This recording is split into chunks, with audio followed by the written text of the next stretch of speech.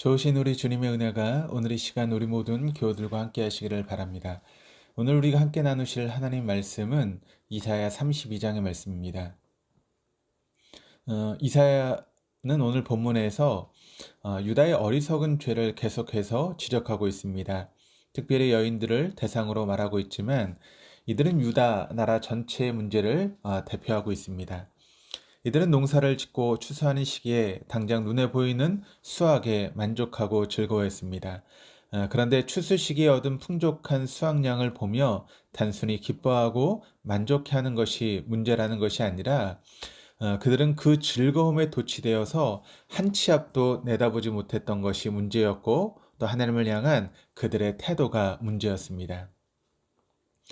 하나님은 단순히 자신들에게 복을 주시기 위해서 존재하시는 분이라는 생각과 하나님은 언제나 자신들의 명예를 위해 일하시는 분이라는 생각이 바로 유다 백성들 가운데 팽배히 있었다는 것입니다.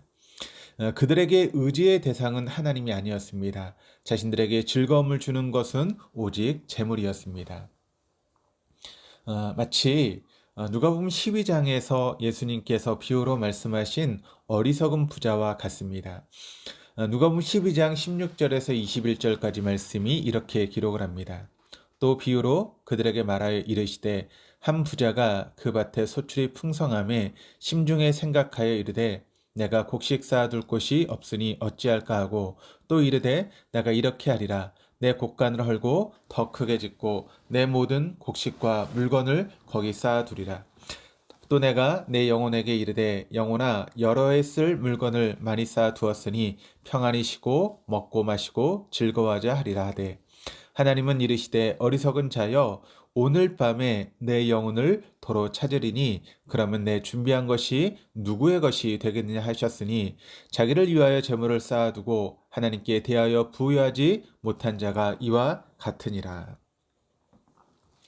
이 부자에게 물질은 자신의 생명을 포함하여 모든 것을 안전하게 지켜주고 즐거움과 만족을 보장해주는 유일한 것이었습니다. 탐심으로 가득해 마치 그 많은 물질이 영원한 삶을 보장해 준다라고 믿었습니다. 물질 때문에 안일했고 물질 때문에 교만했습니다. 유다가 바로 이런 어리석은 자의 모습과 같았습니다. 하나님은 선지자 이사야를 통해 유다의 이런 어리석은 죄들을 지적하고 그 죄로 인해 그들이 겪게 될 혹독한 시련을 경고했습니다. 하지만 그 경고로 끝나지 않았습니다. 하나님은 그들이 돌아오기를 간절히 바라며 그들에게 회복의 메시지도 전해주셨습니다. 본문 1절입니다. 보라, 장차 한 왕이 공의로 통치할 것이요 방백들이 정의로 다스릴 것이며. 하나님은 공의와 정의로 통치할 한 왕, 그리고 그를 중심으로 하는 새로운 정권을 세울 것을 말씀하셨습니다. 이 왕은 이후 종교를 개혁하여 바른 신앙을 세운 히스기야나 요시야 왕을 의미한다라고 볼 수 있지만 궁극적으로 예수 그리스도를 의미합니다. 즉 예수 그리스도의 통치를 통해 궁극적인 회복이 임할 것을 말씀하셨습니다. 그리고 예수 그리스도의 통치 모습을 세 가지 비유로 묘사하고 있는데 첫째, 예수 그리스도의 통치는 백성들이 광풍과 폭우를 피하는 피난처와 같이 될 것이다 라고 말합니다. 마치 폭풍을 만난 배가 항구에 들어와 험한 파도로부터 보호를 받으며 안식을 취하는 것처럼 백성들은 그의 통치 아래 보호와 안식을 누리게 될 것이다 라고 하는 것을 말합니다. 두 번째는 예수 그리스도의 통치는 메마른 땅에 흐르는 냇물과 같을 것이다 라고 말합니다. 물이 흐르는 곳마다 말라붙어 있던 땅에 새로운 생기가 돌고 살아나는 것처럼 그분의 통치는 강팍함으로 메말라 있는 모든 사람의 마음에 생기를 줄 것입니다. 세 번째, 예수 그리스도의 통치는 큰 바위 그늘처럼 될 것이다 라고 말합니다. 한여름 태양볕이 강렬하게 쬐는 땅을 걸어보신 분들은 그늘이 주는 반가움과 쉼이 얼마나 큰지를 잘 알게 됩니다.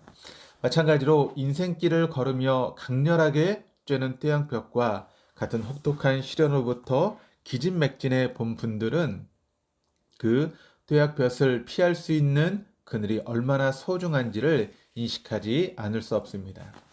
바로 그분의 통치가 우리에게 이런 그늘이 되어 주신다는 것입니다. 그리고 이런 예수 그리스도의 통치로 인해서 본문 3절 4절은 막혔던 눈, 귀, 마음, 입 등 모든 것이 회복될 것임을 말합니다. 그리고 본문 15절에서 20절은 예수 그리스도의 통치로 인해서 무너진 사회 곳곳이 변화될 것임을 말씀하며 소망의 메시지를 주고 있습니다. 말씀대로 우리에게는 예수 그리스도만이 참 소망입니다. 그분은 광풍과 폭우로 인해서 죽음으로 치닫는 우리에게 피난처요 안식처가 되어 주셨습니다. 지금도 주님은 광풍과 폭우로부터 우리를 온전히 지키시고 보호하시는 분이십니다. 그래서 우리는 그분 안에서만 참 안식을 누릴 수 있습니다. 주님은 강팍한 우리의 심령에 생기를 주셨습니다. 여전히 시련으로 말라있고 얼어붙어 있는 우리의 심령을 따뜻하게 녹여 꽃이 피어오르게 하실 분은 오직 예수밖에 없습니다. 그뿐만이 아닙니다. 주님은 떼약볕과 같은 혹독한 시련 가운데서도 우리의 참 안식을 줄 수 있는 그늘이 되어주시는 분이십니다. 이 주님을 믿고 붙드시기를 바랍니다.